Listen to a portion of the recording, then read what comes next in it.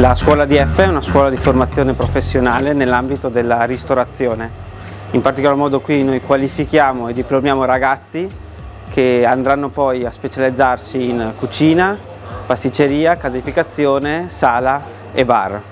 Quindi tutto quello che è lo spettro e l'ambito della ristorazione e della produzione degli alimenti.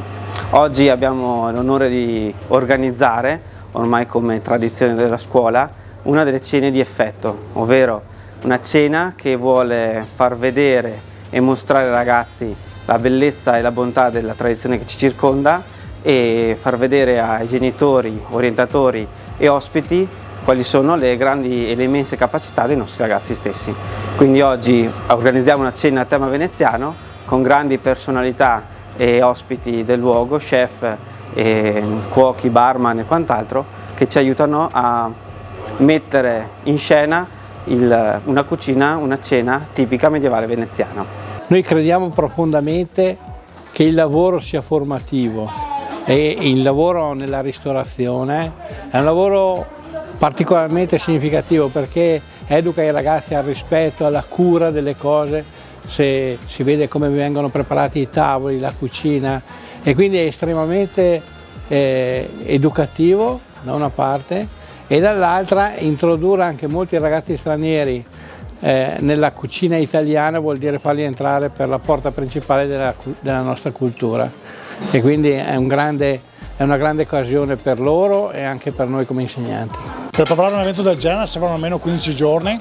dove la prima settimana ipotizziamo un menù, facciamo una bozza del menù, la seconda settimana facciamo delle prove e l'ultima settimana, quando sarà l'evento, perfezioniamo un po' i piatti e il giorno dell'evento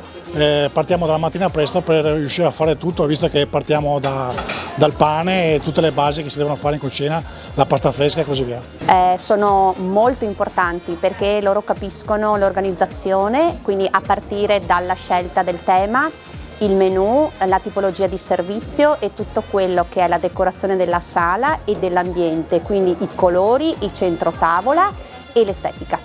Siamo qui a Cena di Effetto, una cena organizzata con i ragazzi della scuola alberghiera e con degli chef esterni, diciamo degli chef che appartengono alla ristorazione. Oggi il tema è la cucina medievale e ci siamo ispirati a un libro che ha scritto un nostro collega. Perché facciamo questo? Perché è importante che i ragazzi si tolgano un po' dalla modalità scolastica, quindi non vedano solamente i docenti che cucinano, che preparano, che gli danno degli ordini, che gli dicono cosa eseguire, ma che vedano anche il mondo esterno entrare a scuola e quindi come gli chef